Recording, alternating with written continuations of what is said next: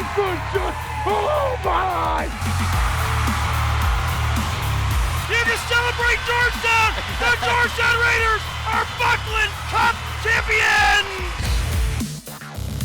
The Trenton Golden Hawks, the R.W. Hewitt Cup champions, are going to Coburn. Back to Minerva. Shot scores!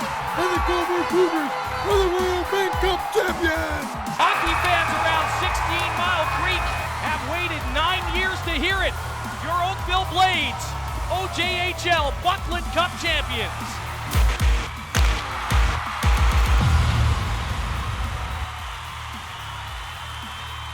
Well, the CHCH game of the week returns. Oakville and Georgetown went toe-to-toe last weekend in a West Division battle, and we've got all the highlights coming right up for you. This is the OJ Today. Welcome back, everyone. I'm Alex Bastiavansky. There's a ton to cover today. The OJ trade deadline was January 10th. Ron Valentine, feature writer for OJHL.ca, is going to join me via Skype as we review the biggest transactions that went down as contenders loaded up. But first, highlights. And as mentioned off the top, the CHCH Game of the Week returned last weekend. Despite being separated by more than 20 points in the standings, Georgetown versus Oakville matches have been hugely entertaining this season. Both squads had a lot to play for on Saturday. Oakville was trying to hold off Burlington for a top spot in the West, while Georgetown was simply trying to hold on to the fourth and final playoff spot. So the stakes were high. OJ Highlights now brought to you by BioSteel. BioSteel, the official isotonic beverage of the OJHL. Oakville had taken 2 of 3 games against Georgetown this season. Heading into this tilt, the Blades strike first. Jaden Kandata gives it away right to Luke Chor. He waltzes in and beats Nathan Torkia. Blades go up 1-0. 5 minutes later, watch the puck come off the glass here. Luke Croucher playing the members bounce. He knew exactly where that puck was landing and pounces all over it. 2-0 for the home squad. It was just an awful 6-minute stretch that doomed the Raiders. Stephen Whittle collects the gorgeous stretch pass, bangs the second chance pass Torkia. 3-0 Oakville after 20. Second period, they kept coming. Whittle gets his second, sneaking it under the blocker of Torkia. Georgetown finally gets on board with the man advantage. Eric Russell, watch this. Kaboom. Smashes it top shelf past Will Barber. The one-timer cuts the deficit to 3 goals. Third period, Georgetown woke up. Craig Spence saying hello to Luke Croucher with a beautiful open ice crunch right there. Now, the Raiders' power play has been dismal this season, hitting at just 11% coming into this game, but that is their second power play goal of the game, courtesy Eric Russell. Unfortunately for them, too little too late as the Blades continue to cruise at the top of the West, and they take this one 4-2. Pickering has just a single loss on its record since the beginning of December. They have been red hot, and they continue to roll against Aurora. The Panthers picked up Christos Rodas at the trade deadline, and there's his first as a Panther to make it 1-0. Midway through the period, Brett Benham with the seeing eye point shot that finds daylight. 2-0 Panthers. Now back to the newcomer, Rodas on the doorstep here, and he goes roof daddy for his second to make it a 3-spot for Pickering. And just $1:30 later, Michael Urtis will slam it home on the doorstep past Andrew Barwinski. Aurora would notch 3 goals in the third, but it wasn't enough to catch the streaking Panthers, who take a 5-3 and are looking like a team nobody wants to face in the playoffs. Now, if anyone can figure out the St. Mike's Buzzers, please let us know. They are all over the map this season. Facing Wellington last weekend, they were leading 1-0 until Justin Paul floats a softie past Sebastian Labora. Ouch. All tied up with 1 apiece. Skip ahead to the third. Dukes leading 2-1 when Evan Tanos going hard to the net. It pays off, and that evens it up 2-2. And then, with just 31 seconds left, Ben Larrick floating one in from the point. It tickles the twine and turns out to be the game winner as the Buzzers upset the powerful Dukes, taking them down 3-2. Okay, Collingwood in Whitby to take on the Fury. Scoreless until the third, when Patrick Brown risks a beauty past Connor McKenzie, and that makes it 1-0 Colts. Midway through the third, though, Patrick Saney spins and fires it past Andrew Rose. That tied it and sent it off to overtime. And in OT, it's one of the goals of the week that wins it. Oliver Tarr, all kinds of dangles, and then the gorgeous finish past Rose. Oh, baby. Huge points for Whitby as they try to chase down Coburg for 4th spot in the East. Okay, the players of the month came out, brought to you by Warrior Hockey. Warrior, the official hard goods supplier to the OJHL. And in the Northwest, it was Matteo Costantini of the Buffalo Junior Sabres. He had a great month. 17 points, 13 goals to lead the Junior Sabres. In the Southeast, it was Cole Birch of the Toronto Patriots. He's just having a fantastic season. And last month, great tallies once again as he had 17 points, 5 goals, 12 assists for the Pats. And the goalie of the month, Anand Oberoi of the Trenton Golden Hawks. And what a great job him and Oliver Troop have done platooning between the posts for the Golden Hawks this season. And last month, Oberoi had a 4-1-0 record, 971 save percentage, .80 goals against average. Congratulations to all the Warrior winners.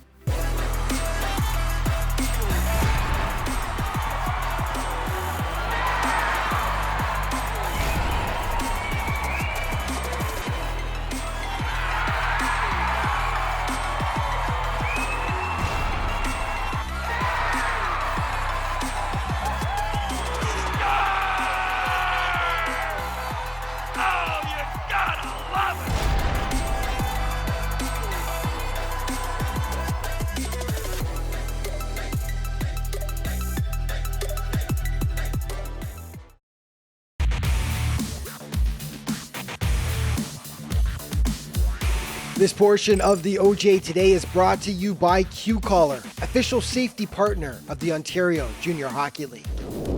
Hey, welcome back to the OJ Today.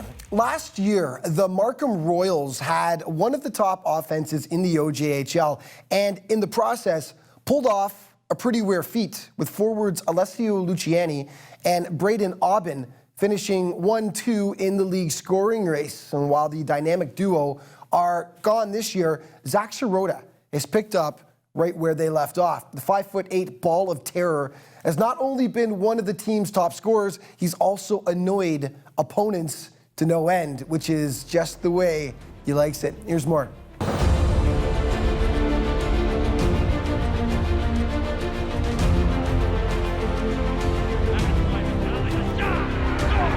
It may have happened in his 4th OJHL season, but Zach Shirota has arrived. Up until this point, Zach had put up steady but unspectacular numbers in the league. That's changed in 2019, as the 19-year-old is among the top point getters in the OJHL. To him, the recipe for success has been a simple one. I try to bring my all at the end of the day. I like to get in the corners, I like to get to the net, and I'll do anything to help the team win. A lot of my success this year I have to give to my teammates. I've had some great line mates this year, and my coaches and the staff are putting me in a position to be successful.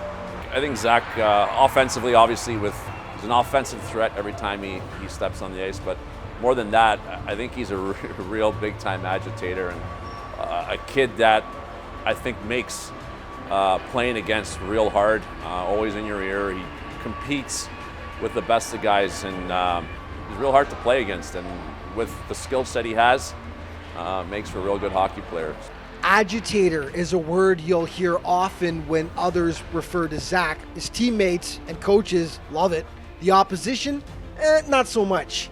Pain in the butt would likely be their description of the forward who loves to get under their skin.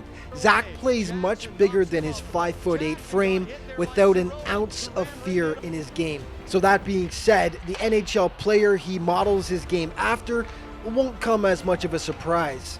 Yeah, definitely if there's a player that I can compare myself to and I try to watch, and most people who have watched me play will say the same, it's Brad Marchand. Yeah, he might not be the most liked, but that's definitely who I'd say I play like.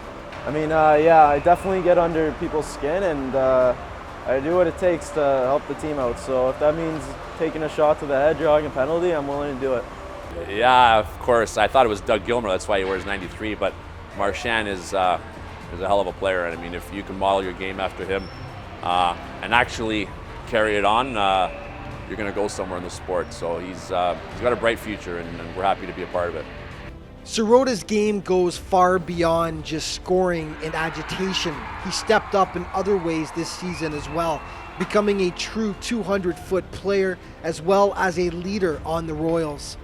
Yeah, it's my third full season in the league, so I definitely try to help lead the team. I try to help out the young guys, the rookies, give them some tips, advice, but definitely try to lead more by example. That's where I try to show it on the ice. You can only hand out so many letters, and sometimes you have guys that probably should wear letters and don't, but that doesn't mean they're not leaders. We like to think we have 20 leaders in the room, and he's a huge part of our leadership group for sure. With his performance this season, the accolades have already started coming. Zach was named to the OJHL All-Star Game in November, where he'll suit up for the Northwest Conference. And beyond this year, he's got his sights set on taking his game south of the border on an NCAA scholarship. Yeah, definitely NCAA is the route that I'd like to go. It's a great way to continue playing hockey, which I love to do, and it's a great way to go to school. He's getting a ton of interest now and turning some heads in NCAA, and I'm sure he keeps playing the way he does and is. You'll have something to look forward to after junior hockey. Okay, NHL Central Scouting came out with their midterm rankings, and 4 OJ players made the list. Ryan Alexander, who's been so great for the St. Mike's Buzzers, Ryan Teverberg, who just committed to Harvard, Cole O'Hara of the North York Rangers, and Brendan Kennett of the Burlington Cougars. Way to go, guys. And the CJHL came out with their top 20 rankings. The Blades now sit at number 7, but look at the move the junior Canadians have made at number 13 after previously being only an honorable mention. The Dukes are at 14, the Golden Hawks 18, and the Burlington Cougars have also now moved up into the top 20 at number 19.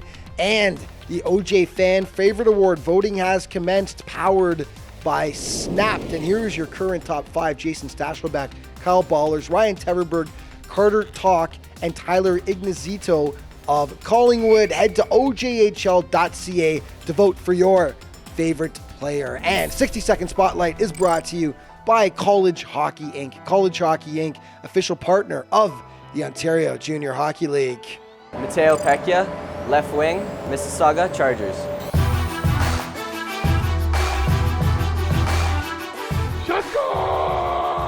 Oh my! What I bring to the game is my speed, my skill, and my tenacity. I'm hungry in the corners, and I feel like I'm a good two-way forward. To me, wearing the A is a huge honor. It shows faith from my coaching staff and my teammates that they have faith in me to help lead this team. When I think about this team, I think about a family. We're a very close-knit, great group of guys. We spend a lot of time with each other at the rink, away from the rink, and we just love being in each other's company. This year, I think this team is going to prove a lot of people wrong, make the playoffs, and hopefully make a deep run in the playoffs. And here's Pecchia on a shorthanded breakaway for the Chargers. Pecchia stops up and scores. Oh my, what a play by Mateo Pecchia.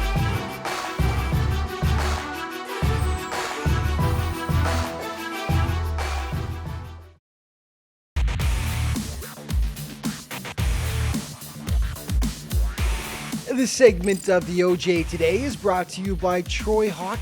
Troy, the official apparel provider to the OJHL. Hey, welcome back to the OJ Today. The CJHL trade deadline was January 10th, and there were some big transactions in the OJHL leading up to and on deadline day. And here now via Skype to talk about what exactly went down is OJHL.ca feature writer Ron Valentine. Ron, welcome back to the show. It's only been a week, but hey, did you miss us already? I did, Alex. Thank you. Yeah. Excellent. Well, you know what? I mean, as I said, it's always an exciting few weeks leading up to the deadline. Let's start with, how about this? Which do you think was the biggest acquisition? And it doesn't have to be the most talented player, but which player do you think is going to help his new team the most? Alex, I think Christos Rhodis going to Pickering is the biggest move, simply because Pickering Panthers are a team really on the move right now. They've got in a bit of a big winning streak. Adding this natural goal scorer is only going to make them even better. He started out with Markham, went to Brampton. He's still only 18 years old, and he's going to be playing in the top prospects game. So it's a plus all the way for them, and I think that's probably the best of a lot of good trades that were made this time. Started off with a bang, too, with 2 goals against Aurora last weekend, so looking good. Yeah, the Junior Canadians, they made a splash about a week before the deadline when they acquired C.J. Clark from Milton. Now, he's got major junior experience. He's averaging over a point per game. It's a blockbuster pickup, isn't it? C.J. Clark did a good job in Milton with a young squad. He was really backing them all, helping them out wherever he could. He's got experience, like you say, Alex, in Peterborough, in Flint, in Mississauga. It can only be a plus for the junior Canadians who are always looking for another goal scorer. And Clark, as well as a goal scorer, he's experienced. He's a good all-round player. Watching him with Teverberg is going to be a lot of fun, isn't it, as well? Oakville wasn't too busy at the deadline. I think they obviously feel pretty good about what they've got already, but they did snag defenseman Hayden Davis, also from the Milton Menace. And boy, he's going to be a big presence on that team, isn't he? You know, Davis is not a flashy player, but the GM, Jordan Sellinger, told me he's going to be a great stabilizing influence on the Oakville defense, which is already very strong.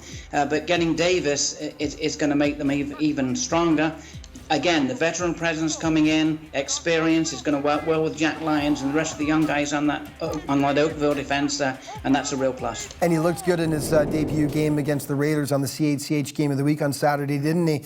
Yes. The Toronto Patriots have faded a bit as of late, and they obviously felt they needed to bolster their lineup a bit, and they got 2 really good acquisitions in Aaron Dixon and Dante Jones.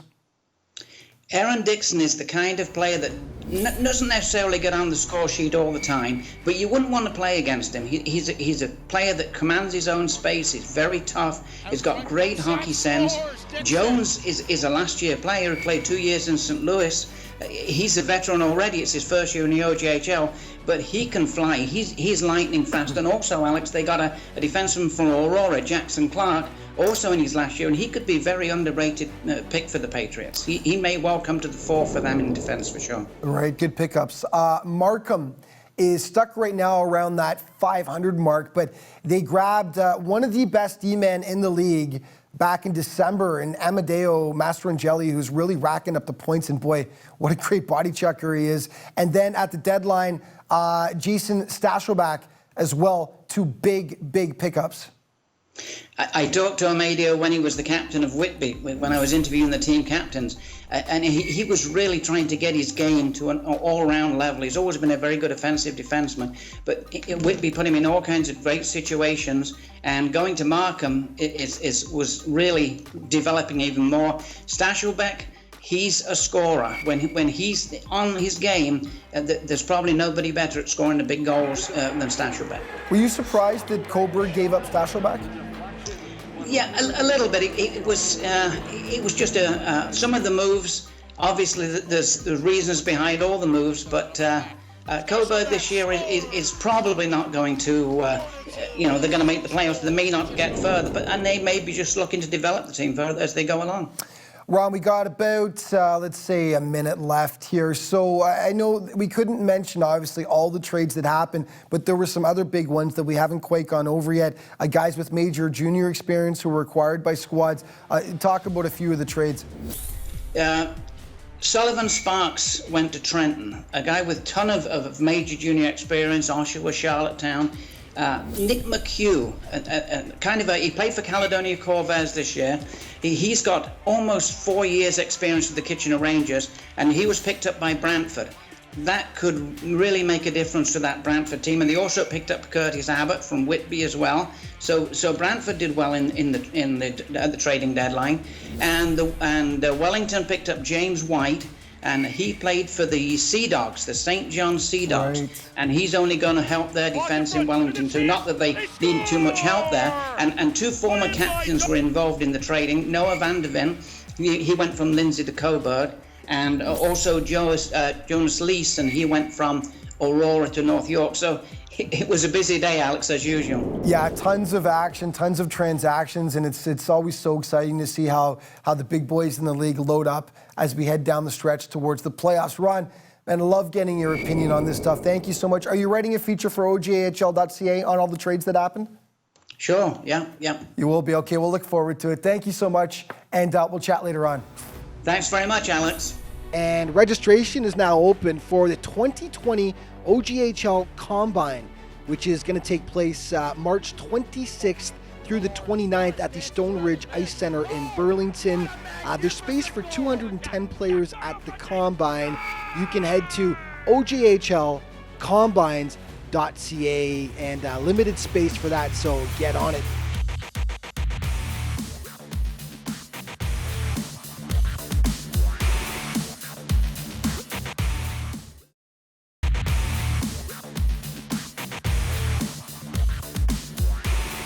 This segment of the OJ Today is brought to you by Scotiabank. Scotiabank, the official bank of the OJHL. Hey, welcome back to the OJ Today. Legendary New York Yankees manager Yogi Berra coined the phrase, "It's never over till it's over," something the Stouffville Spirit took to heart last week. Now, the Spirit were down and out, dead in the water, in dire straits. Take your pick, they all work. Stouffville was trailing Markham by a huge amount when they dug deep, found that little bit extra, and provided one of the best comebacks in the OJHL this season. Okay, here's what went down. Third period, Markham leading 4-1 when Matthew Percivali will tip the puck home, and this will make it 5-1 Royals, and the slightly obese lady was getting ready to sing. But hold on. Anthony Lamanna redirects it home past Nick Stavchak. That makes it 5-2, but still a long road back for Stouffville. That's when Noah Featherstone-Haugow comes up with one of the stops of the year. If that puck goes in, this game is basically over. Instead, Anthony Stavru tips it home to make it 5-3. I'm going to let announcer Joe Montezano take it from this point on because it needs to be seen and heard to be believed. Jet scores! With 21 seconds to go! It's not over yet! Draw one by Stouffville. Strickland shoots the real door!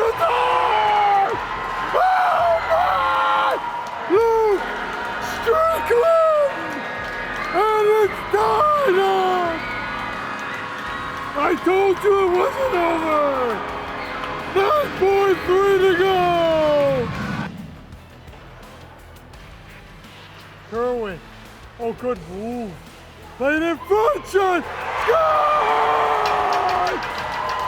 Spirit win! Mazzolinos! Spirit win! Spirit win! And overtime! Oh my! What a finish! What a comeback. Lindsay in Trenton, and just watch this goal. Vandenherk. Pass to Gaylor.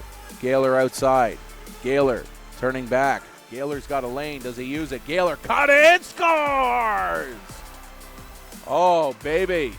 Cue up the OJ Today in the highlight reel. That one was gorgeous. Yeah, definitely OJ Today worthy. Cameron Gaylor, what a tally. The Hawks cruise to the 10-1 blowout win. Okay, Milton headed south to take on the Oakville Blades. Trade deadline acquisition, Hayden Davis. They got him from the Milton Menace, and he's looking good. He gets his first as a Blade to make it 1-0. They would make it 2 until Adam Tucci. Watch him showing off the soft hands here. Gorgeous backhand roof job behind Adam Harris. And that cuts Milton's deficit to a single goal. Second stands up. They trade goals. Oakville went up 3-1. Menace with the nice passing here, though, as they go tic-tac-toe. Tyler Borkowitz making it a 3-2 hockey game. Carter Talk doing his part to keep the Menace in it. Nice stop from point-blank range to rob the Blades. Third period, Milton ties it.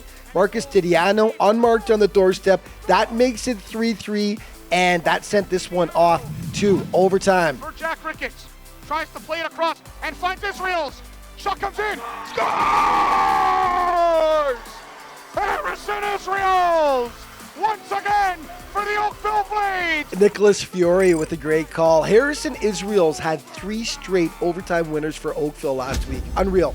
Okay, North York taking on the Patriots, and the Pats are hot on the heels of the Junior Canadians, so they needed 2 points. The Warrior Southeast Player of the Month, Cole Birch, getting it going for Toronto. Second frame, Rangers on the odd man rush. Connor Rutherham bangs it home on the doorstep to even it up.